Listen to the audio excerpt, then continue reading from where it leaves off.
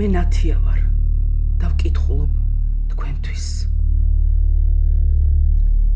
შენ გადარჩი და არსებობ, შენ გადარჩი და სისხლით, ვერ დაგამარცხეს სავსებით, ბევრჯერ ეცადნენ რისხვით.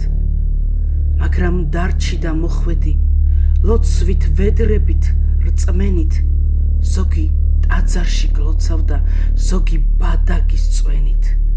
წირვის დასასრულს ზარის ხმას, სუფრის დასასრულს ჭახუნს, თუ გაიგონებს ქართველი იმერულს, სვანურს, კახურს, მეგრულს, რაჭურს და აფხაზურს, აჭარულს, ქართულ ქვეყნურს, ტაძრიდან სუფრით წირვამდე, ხმას თავადურს და გლეხურს.